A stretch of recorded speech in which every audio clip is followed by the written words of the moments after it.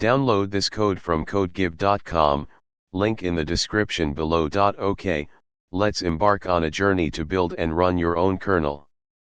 This is a complex and involved process, but it's incredibly rewarding. This tutorial will cover the essential steps, from setting up your environment to compiling and booting your custom kernel. We'll use a relatively simple approach to minimize complexity, but it will provide a solid foundation for further exploration. Disclaimer: building and running a custom kernel is an advanced task. It can potentially lead to system instability or data loss if not done carefully. Back up your important data before proceeding. Be prepared for troubleshooting and debugging.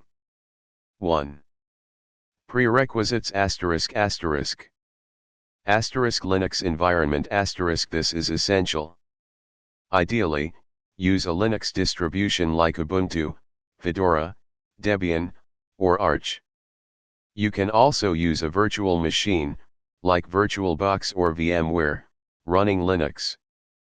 Basic Linux command line knowledge * familiarity with commands like cd, ls, mkdir, rm, sudo, apt-get, or your distribution's package manager, and text editors is crucial.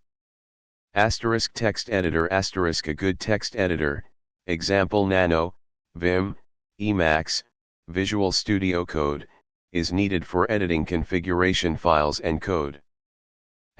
Root access * You'll need root or sudo privileges to install packages and configure the system. Patience and curiosity * Kernel development requires patience, debugging skills, and a willingness to learn. 2. Setting up your development environment ***. First, you need to install the necessary tools for compiling the kernel. These typically include build tools *gcc, make, binutils. Kernel headers Linux headers. Other utilities *bc, kmod, initramp tools, or similar, git. The exact commands depend on your distribution. Here are examples. Debian /ubuntu Fedora Arch Linux Explanation build essential, Debian /ubuntu, or base Devil, Arch, typically installs the core tools like gcc and make. Kernel package, Debian /ubuntu, helps with creating Debian packages, .deb, from the kernel. libcurses *dev is needed for the kernel configuration menu, a text-based interface. Bison and flex are used for generating parsers, mainly used for drivers and related tooling. libzldev and zlib1gdev are often dependencies for various kernel features. libelfdev dwarves is required for generating debug information. *bc is a command line calculator used by the kernel build process. *kmod is the kernel module management tools. *pio is used for creating archives, often for initramps. Linux headers $unimir installs the kernel headers that correspond to your currently running kernel version. This is important even if you're compiling a different kernel version. These headers provide essential definitions for compiling kernel modules and applications that interact with the kernel. Git is used for downloading the kernel source code. 3. Downloading the kernel source code ***. The official Linux kernel source code is available from the kernel archives, https://www.kernel.org/. You can also clone the kernel from the official Git repository. Choosing a kernel version ***. You have several options for choosing a kernel version. Stable ***. This is the most recommended option for general use. It has undergone thorough testing and bug fixes. Check the kernel archives website for the latest stable release. Asterisk long-term, LTS kernels are maintained for a longer period, typically 2 years or more, and receive security updates. Asterisk mainline asterisk this is the bleeding edge development version. It contains the latest features and changes but may be unstable. For this tutorial, let's stick with a stable release. To check out a specific tag, for example, v5.15. Replace v5.15 with the actual version you want to use. 4. Configuring the kernel ***. This is a crucial step. The kernel configuration determines which features, drivers, and modules will be included in your kernel. There are several ways to configure the kernel. Make config **. This presents a text-based interface where you're asked about each option individually. It's very tedious. Make menu config **. This is a more user-friendly, curses-based menu interface. It requires libcurses **dev to be installed. Makes config or make config **. These provide graphical configuration interfaces, using Qt and GTK+, respectively. You'll need to install the corresponding development packages, example Qt5 default, libk 2.0 dev. Make dev config **. This creates a basic configuration based on the target architecture, example x86. Make allies config **. This enables almost all options. It's not recommended for production kernels, as it can lead to a bloated and potentially unstable kernel. Make alno config **. This disables all options. You'll need to manually enable the essential options. Copy an existing configuration **. You can copy the configuration from your currently running kernel, /boot/config- * or /proc/config.gz, as a starting point. Recommended approach, copy and modify. This is often the best approach for beginners. 1. Copy existing configuration **. If you have a /boot/config- * file corresponding to your current kernel, example /boot/config 5.15.0-76 generic on Ubuntu, copy it to your kernel source directory.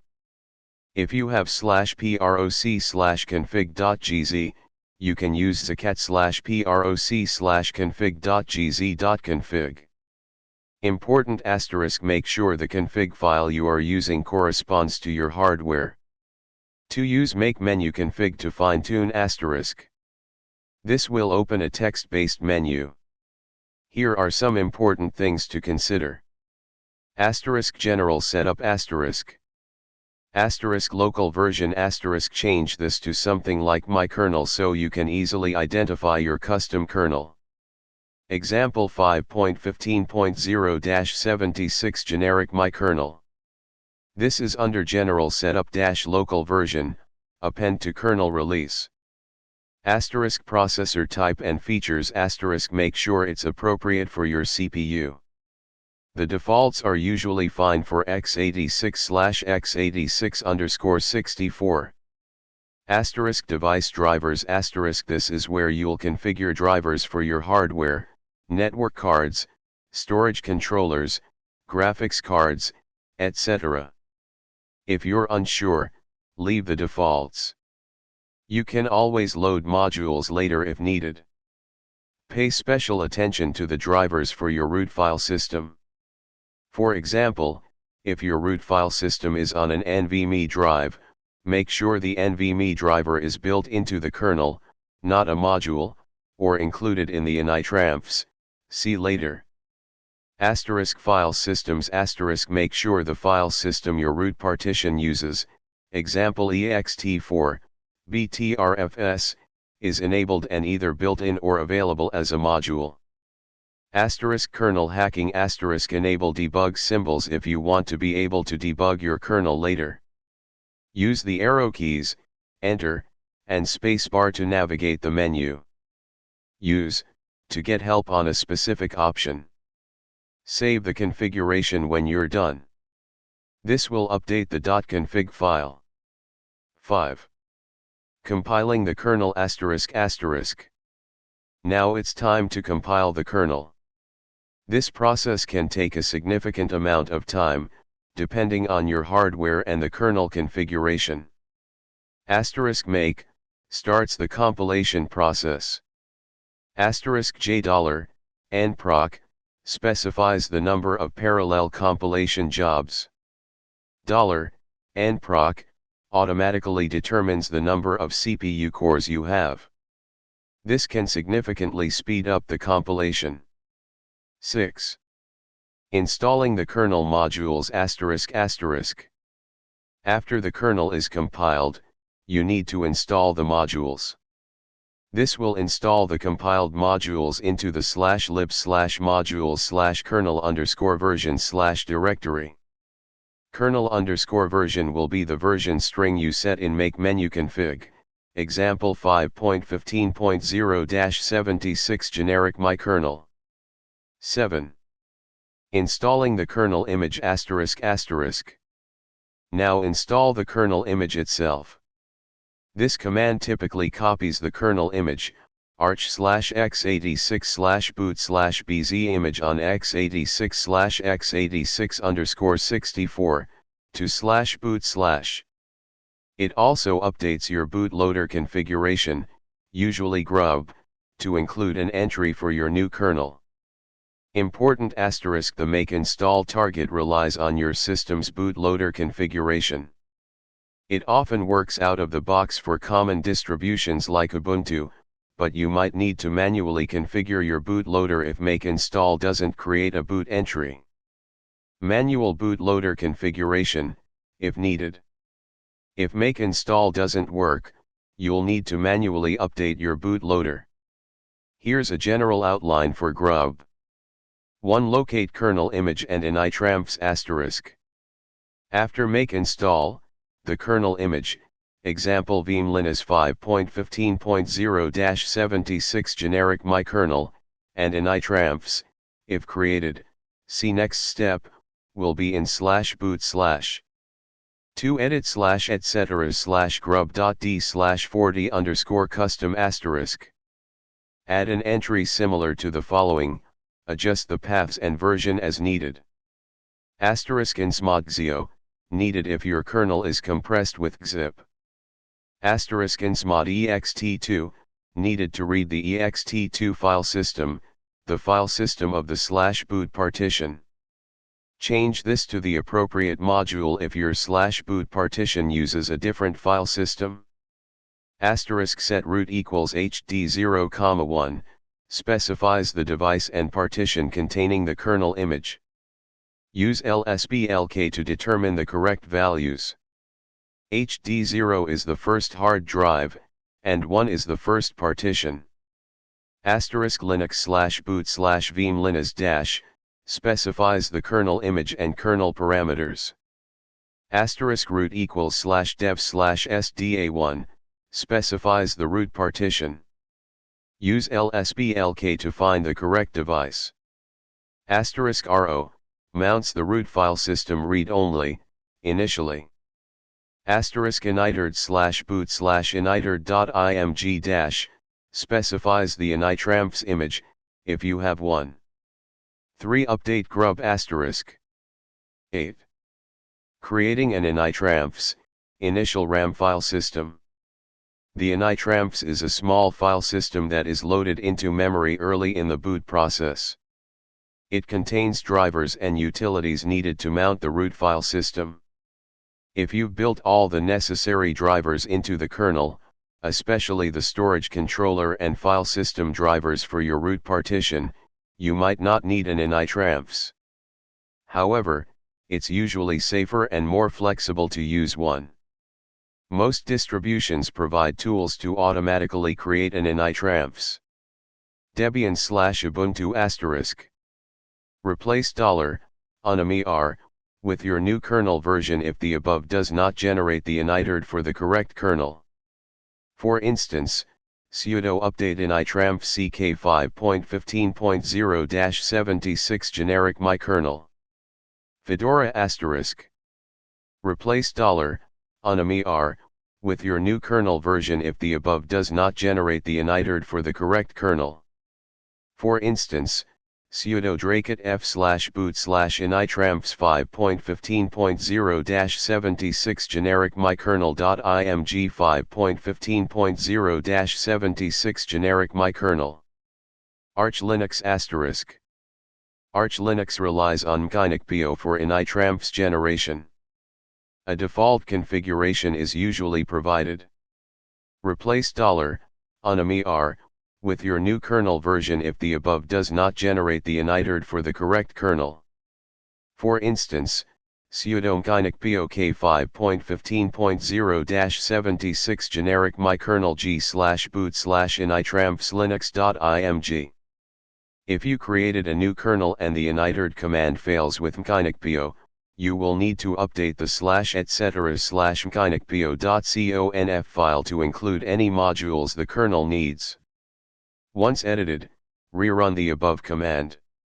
Important asterisk: the initramps must contain the drivers for your root file system, storage controller and file system drivers.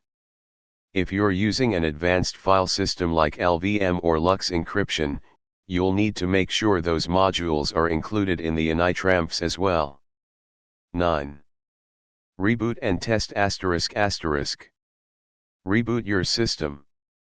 Grub, or your bootloader, should now present you with an option to boot into your custom kernel. Select that option. If everything goes well, your system will boot into your custom kernel. You can verify this by running.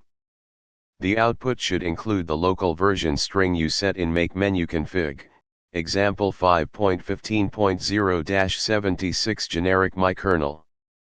Troubleshooting asterisk.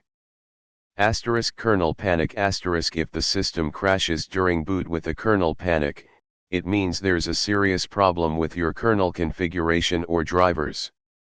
Carefully review your .config file and make sure you've enabled the necessary drivers. Check the boot logs, if possible, for clues.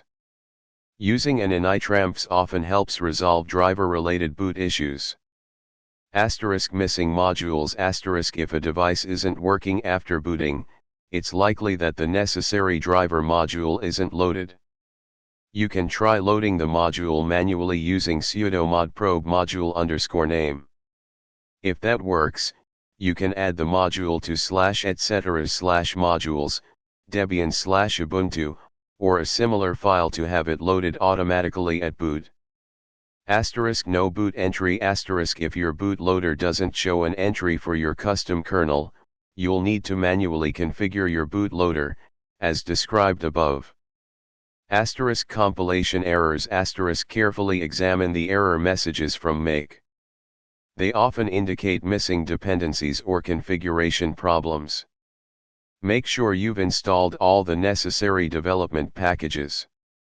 Search for the error messages online. Someone else has probably encountered the same problem. Asterisk black screen /hanging asterisk. Sometimes, the system might hang or display a black screen during boot. This can be due to graphics driver issues or other problems. Try booting with the no mode set kernel parameter, added to the Linux line in your grub configuration. This disables kernel mode setting and uses a more basic display driver. Example, adding a custom system call, advanced. This is a more advanced example to illustrate how you can modify the kernel source code. 1. Edit kernel /sys.c asterisk. Add a new system call function. Explanation asterisk. Asterisk syscall _define 1, defines a system call with one argument. Asterisk char asterisk name, the argument to the system call, a string. Asterisk strncpy _from_user, safely copies data from user space to kernel space. Always use this when handling user-provided data. Asterisk print k, prints a message to the kernel log. Asterisk return 0, indicates success. 2. Add system call number to arch/x86/entry/syscall/syscall_64.tbl asterisk. Add a line to the end of the file, before the comment, with a unique system call number. Asterisk 548, the system call number. Choose a number that isn't already used. You can inspect the file to find a free number. Be aware that the assigned number can change when the kernel changes. Asterisk common, indicates the syscall is not architecture specific, can be different depending on the platform. Asterisk hello, the name of the system call. Asterisk sys_hello, the name of the system call function in kernel/sys.c, the syscall_ define one name.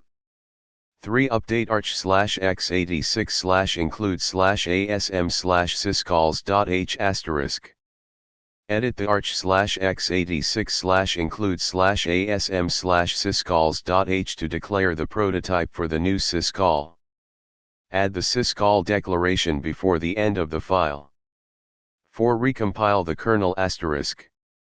Follow the steps in compiling the kernel, installing the kernel modules, installing the kernel image, and creating an initramps again. 5. Write a user space program to call the system call asterisk. Compile the program. 6. Run the program asterisk. You should see the following in the kernel logs, used MESC to view them. Important considerations asterisk. Asterisk security asterisk. Be extremely careful when adding system calls. System calls provide a direct interface between user space and kernel space. Any vulnerabilities in your system call can be exploited to compromise the entire system. Always validate user-provided data thoroughly. Asterisk kernel API asterisk. The kernel API changes frequently. Be prepared to update your code when upgrading to newer kernel versions. Asterisk module development asterisk. For most driver and functionality extensions, consider writing kernel modules instead of directly modifying the kernel source code. Modules are easier to maintain and update without recompiling the entire kernel. Conclusion asterisk. Building and running your own kernel is a challenging but rewarding experience. It provides a deeper understanding of how the operating system works and allows you to customize the kernel to your specific needs. This tutorial has covered the basic steps involved in the process. Remember to be patient, methodical, and always back up your data. Good luck.